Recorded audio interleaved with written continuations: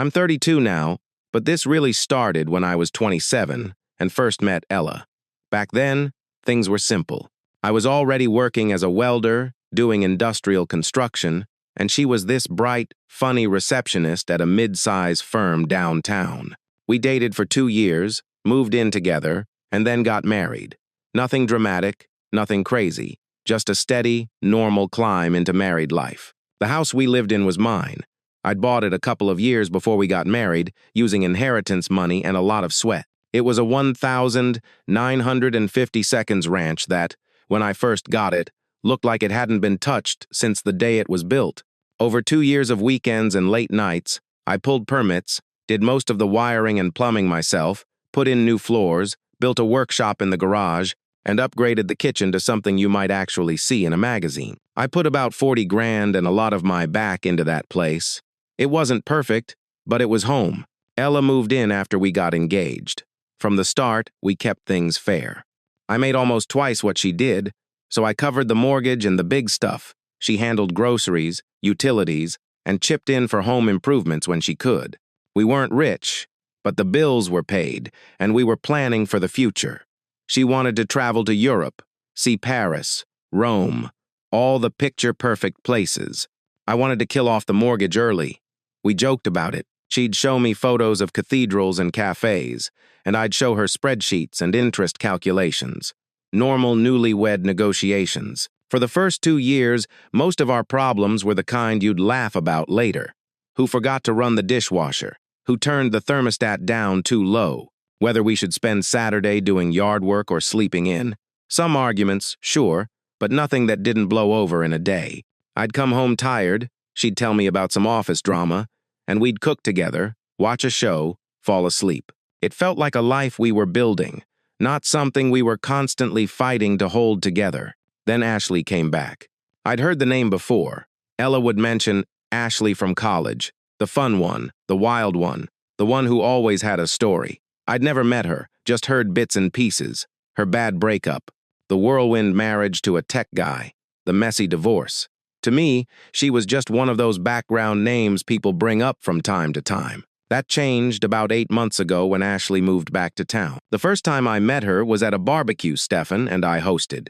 Stefan's my best friend, a software developer with a dark sense of humor and absolutely no patience for nonsense. Ashley showed up in a leased BMW, dressed like she was heading to a nightclub instead of someone's backyard. Full makeup, designer bag, loud laugh that made everyone look over. She was 28, bleached blonde, very polished in that way that screams expensive maintenance. She had an opinion on everything, and she made sure everyone heard it. At first, I just chalked it up to her being extroverted. She smiled a little too long at me, laughed a little too hard at my jokes, but I brushed it off. Some people are just like that. When she left that night, Stefan pulled me aside. "That one's trouble," he said, nodding toward the driveway where her BMW taillights were disappearing. "I'm calling it now, professional life coach in chaos." I laughed it off, but I remembered it later. From that point on, Ashley was everywhere. She'd swing by our place with some new story about her fresh start in life. She'd post constant Instagram stories about living your best life, going out every weekend, drinking fancy cocktails at rooftop bars, talking about how she would never settle again. She collected alimony from her ex and seemed to treat it like a salary for being herself. At first, I thought it was harmless. Ella was excited to have her old friend back. They'd go for brunch, or Ashley would come over for wine nights.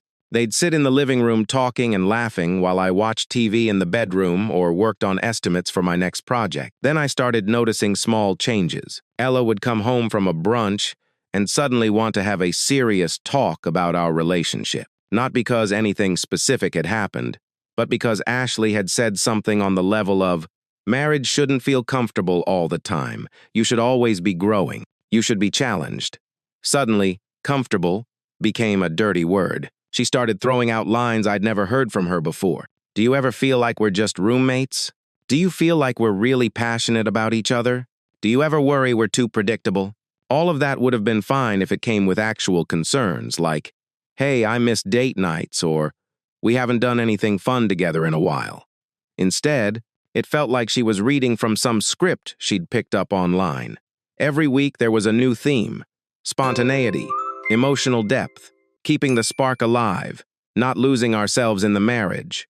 I was in the middle of one of the biggest jobs of my career, a 12-story office building downtown that was behind schedule and over budget when my company took it over.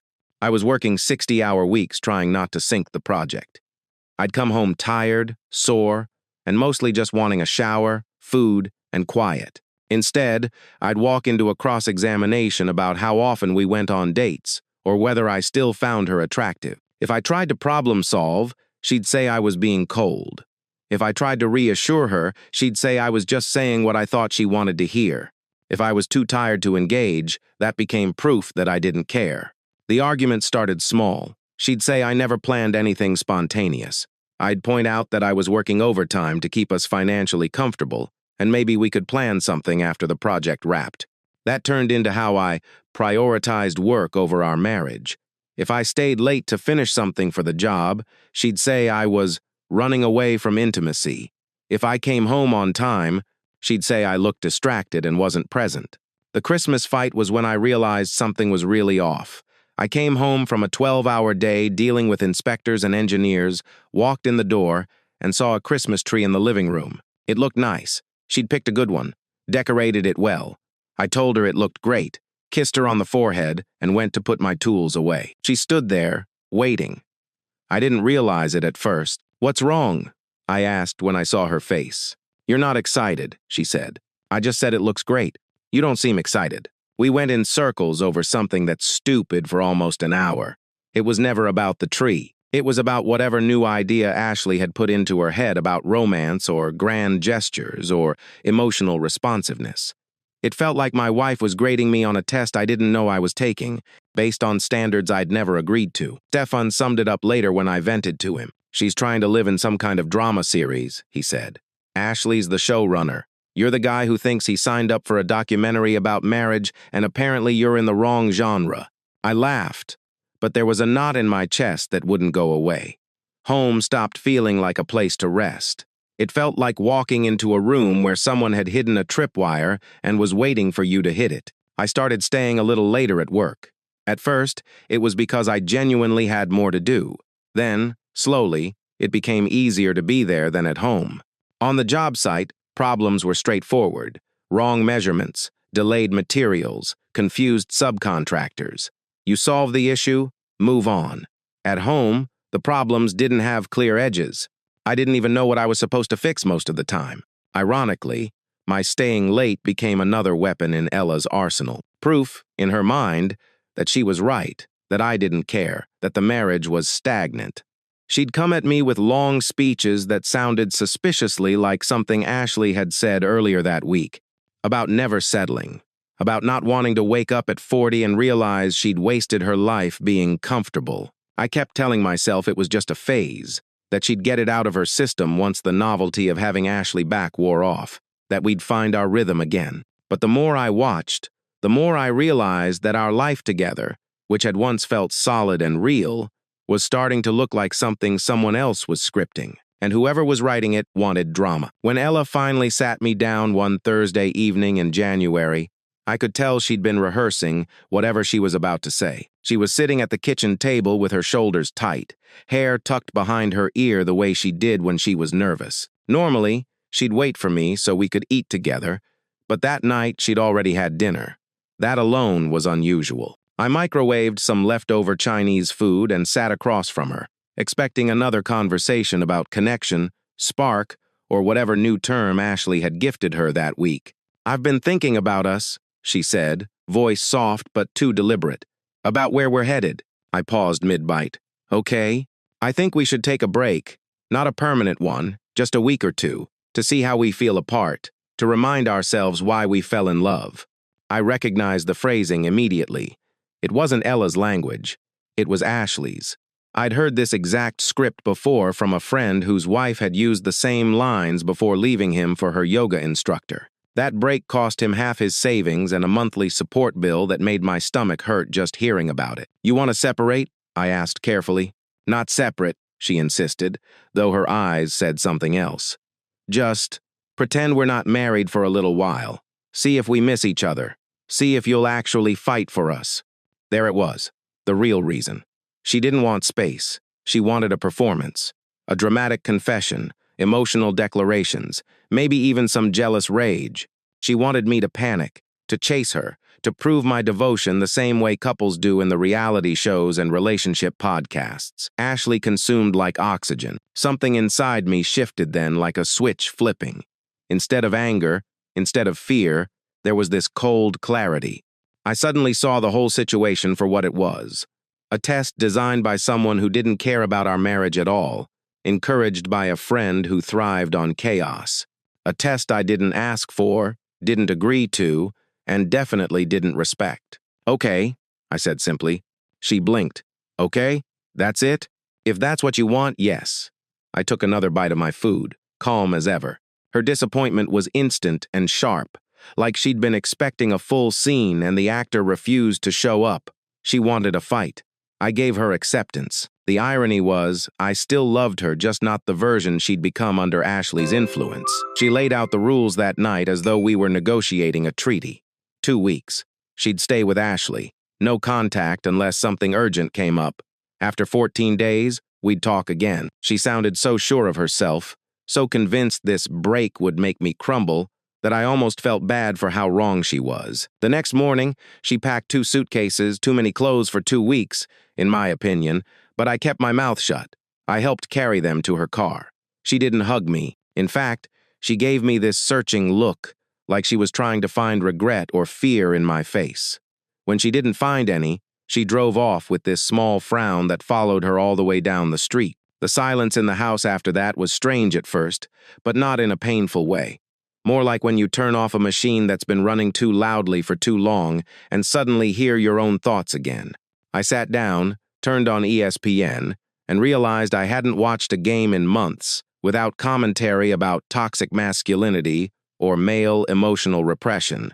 That night, I ordered a large pizza, watched all 3 Predator movies, and ate cereal straight from the box. For the first time in a long time, my home felt peaceful. The next day, Stefan came over. We set up a fantasy football league, ate Thai food, and talked like we used to before every conversation at home became a minefield. When I told him about the break, he just shook his head. She wanted you to panic, he said, not relax. Yeah, I answered. I figured that out. But the thing is, I wasn't just relaxing. I was preparing. That weekend, I sat down with our finances. I checked every joint account, every credit card, every shared document. I wasn't planning anything drastic, not yet, but I wanted to understand exactly where we stood. I'd been paying an extra $400 a month toward her student loans for the past 2 years, and suddenly, I questioned why. I made copies of statements, documented her contributions to the house, and set aside anything that might matter if things went south. It wasn't paranoia, just practicality. By Monday morning, I called a lawyer not to file, just to know my options. I learned that the house, bought before the marriage, was entirely mine. Improvements could be argued, but since I had paid for most materials and done all the labor myself, it was unlikely she'd get much. Texas law was clear. In cases of adultery, the innocent spouse had a stronger claim to marital assets. I didn't have proof of anything yet, but something about the timing, the sudden break, and Ashley's involvement felt too neat, too crafted. Around day 7, Ella sent me one text. Hope you're thinking about us. I showed it to Stefan. She expected you to be falling apart right now, he said. This must be confusing the hell out of her. Confusing was an understatement. By day 10, messages from Ashley started appearing. First light, friendly, then increasingly personal, then an invitation for coffee. That's when I knew things weren't just strange, they were unraveling, and I wasn't going to be the one caught unprepared. By the time the 10th day of the so-called break rolled around, Ashley's messages had shifted from checking in to something noticeably more personal. At first, it was harmless phrasing, hope you're doing okay, or let me know if you need to talk. But then the tone changed. Her texts became longer, warmer, almost rehearsed, like she'd practiced them in the mirror, before hitting send. One afternoon, she added a picture of herself at some trendy cafe with the caption, thinking of you during this difficult time. A little too polished, a little too intentional. It didn't escape me that she and I had never texted privately before this break. She'd always communicated through Ella or in group chats. Now suddenly she was checking in daily. I kept my responses short and neutral because I wanted to see how far she was willing to push things. Stefan, when I showed him the messages, just shook his head and muttered something about predictable patterns and people who make drama into a profession. On day 12, Ashley texted again, saying she wanted to talk about Ella, that things were more complicated than I realized. She asked if we could meet for coffee, adding that it was important. I decided to go not because I trusted her, but because every instinct in me said that the truth was sitting just a few inches beneath the surface, waiting for a little pressure to break through. We met at a Starbucks. She showed up overdressed again, wearing a tight black dress and enough makeup for a cocktail party instead of an afternoon coffee. I didn't comment. I just sat and waited while she ordered something that took the barista a full minute to pronounce. She started slowly, circling around the subject, pretending she felt conflicted. She leaned forward often, lowering her voice like she was sharing a secret. "I don't know how to say this," she said more than once, "but I think you deserve to know." "Know what?" I asked, keeping my expression steady. "Ella's been seeing someone." She paused, like she expected me to fall apart right there. I gave her just enough reaction to keep her talking. My stomach tightened, but I forced my voice to stay calm. "What do you mean?" His name was Scott, marketing director from Austin, divorced, drives a BMW, the whole cliché package. According to Ashley, he and Ella met at a conference the previous month and had been close ever since. She claimed she'd seen them at dinner together. She insisted that she tried to stay out of it, but couldn't let me stay in the dark. I pretended to be shocked. Ashley reached across the table and touched my hand. "I'm so sorry," she whispered. "I know this hurts, but I had to tell you." Inside, something settled. Her story was too polished, too conveniently timed, too perfectly aligned with everything she'd been building toward. She wanted to be the supportive friend, the one who helped me through heartbreak, the one waiting when the dust settled. But what she didn't know was that I wasn't going to collapse. I wasn't going to cling to her. I wasn't going to play the role she'd cast for me. When I got home, I didn't get angry. I got focused. Ella's iPad was still in the house. She'd left it on the hall table when she moved out. It was still logged into her iCloud account, I knew, because I had helped her set it up. Messages synced automatically. I hesitated for a moment, standing there with the tablet in my hand. I didn't want to find anything. I wanted this whole thing to be a misunderstanding. But deep down, I already knew the truth. I unlocked the iPad and opened the messages. It was worse than I expected. 3 weeks of texts between her and Scott, starting friendly, work jokes, shared complaints, but then the tone shifted. Complaints about me, comments about how she felt unseen, messages about feeling alive again, pictures they'd exchanged nothing explicit but far too familiar, plans to meet, late-night conversations, and then messages during the break, including on the night she'd texted me about thinking about us. My hands didn't shake, but the kind of cold that sets in when disappointment replaces anger crept up my back. I took screenshots of everything and uploaded them to my private cloud. I didn't listen to the voice notes. They were labeled with enough context to make the meaning obvious. I wasn't going to torture myself with more detail than necessary. Next, I checked our joint credit card. This part stunned me more than the messages. There were charges for 3 expensive dinners in the past week, all at restaurants I'd never been to, and then the unmistakable one, a charge at the Omni downtown, $280. One night, dated while I was home eating takeout and watching football reruns. My jaw tightened, but I didn't break. I just called Stefan. "You were right," I said. "I found it." He didn't say anything for a moment, then let out a long exhale. "Tell me everything." I did, and when I finished, he summarized it in a way only Stefan could. "So Ashley pushed her toward an affair, then came running to you with the news, hoping she could swoop in as the savior. That's not just messy, that's a full strategy." He wasn't wrong. The next morning, I called my lawyer again. "I have the proof," I told him. "Bring it in," he said. "Let's get started." He reviewed everything, page by page, with the clinical calm of someone who had seen far too many people sabotage their own lives.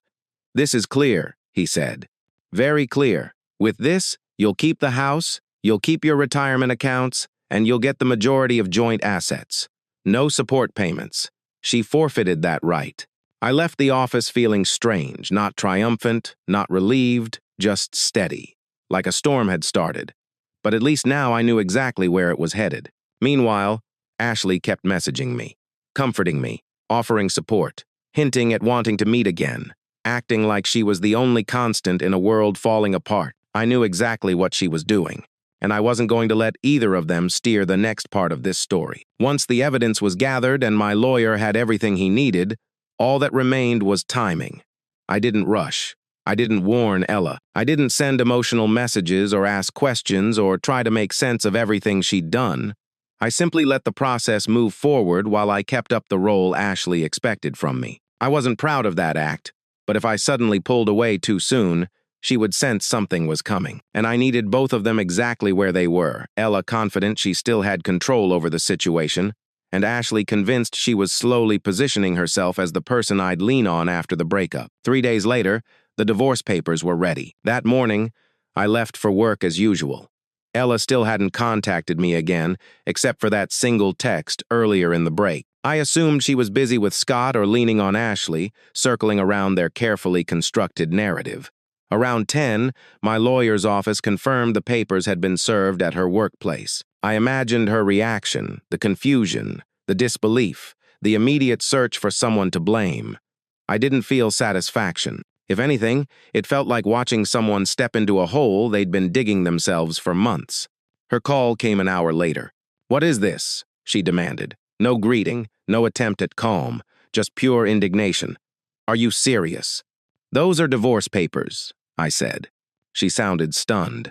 "This was supposed to be temporary. We were going to work things out after the break." "You were working things out with Scott," I replied. "Not with me." Silence stretched out. Not the guilty kind, more like she was trying to calculate the next angle. "You're being dramatic," she finally said. "It wasn't what you think. I have your messages, Ella. All of them.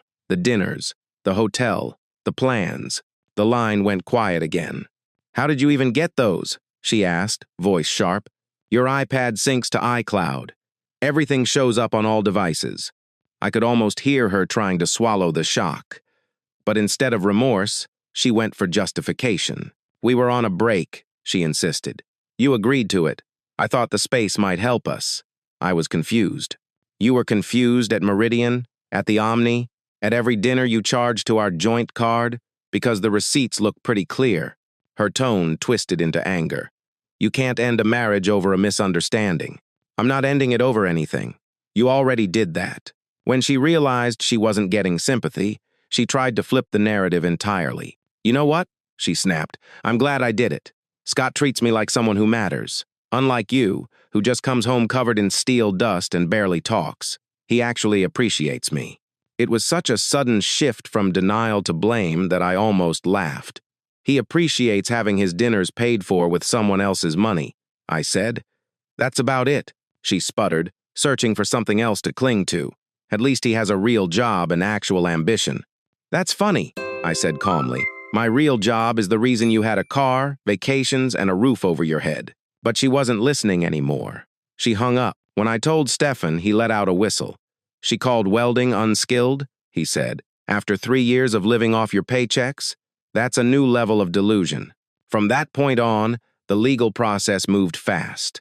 The evidence was overwhelming. Ella tried a dozen different approaches, claiming the break gave her permission, insisting nothing physical happened, saying Ashley manipulated her, saying Scott manipulated her. Her attorney, a woman who clearly realized she'd been handed a losing case, struggled to make anything stick. Texas law is unforgiving in situations like this, and the documentation I had was airtight. But what surprised me more than the legal arguments was Ella's behavior. Instead of showing regret or embarrassment, she doubled down on entitlement. During one meeting, she demanded half the house. Her lawyer attempted to explain that the house was separate property acquired before marriage.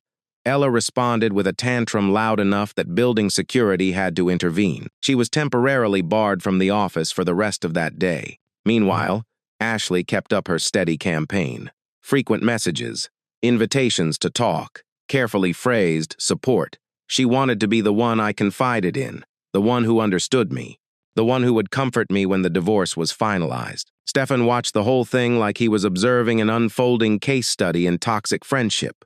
"She's not even subtle," he said after reading one of Ashley's messages. "She probably has a calendar where she's counted down the days until she can officially make a move." I played along, not to encourage her, but to let the situation reveal itself completely. 2 weeks before the final settlement, she invited me to coffee again. She wore another elaborate outfit, her expression soft and practiced. She talked about how proud she was of how I was handling everything, and how she had been thinking a lot about what the future could look like.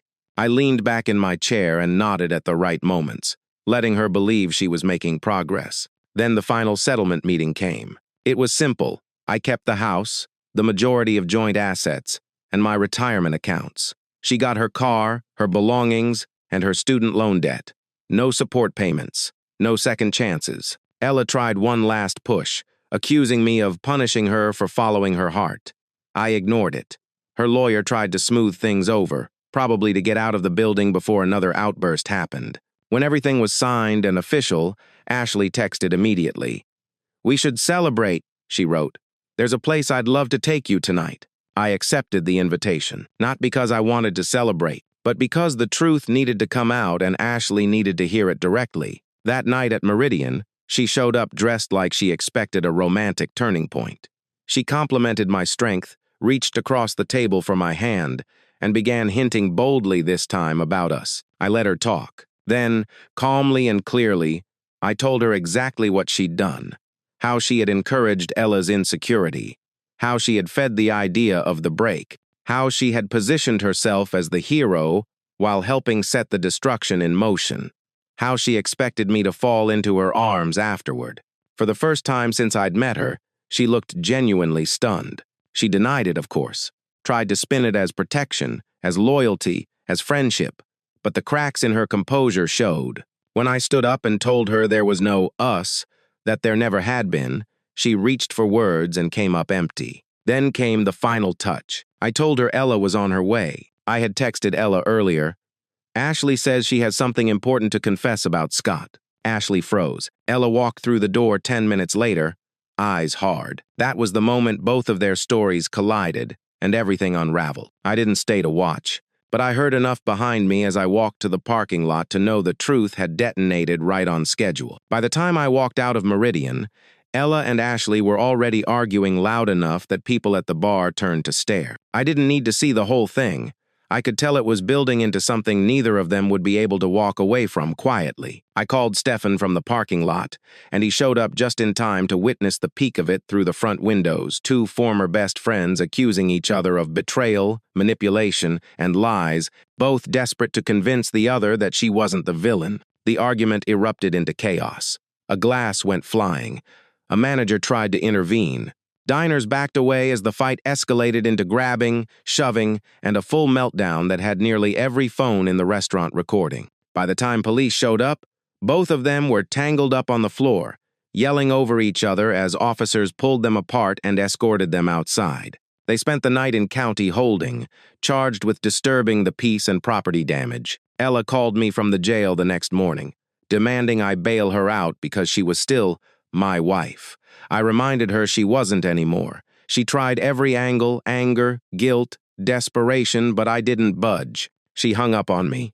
The fallout was exactly what you'd expect. The restaurant brawl video made rounds online for a week, racking up thousands of views and comments. Ella moved back in with her parents and lost whatever image she thought she had built for herself.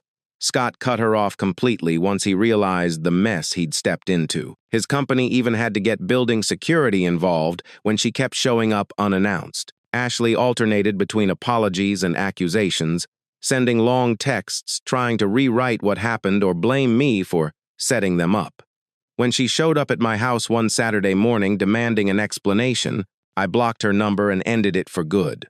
The house feels different now, quiet in the right ways.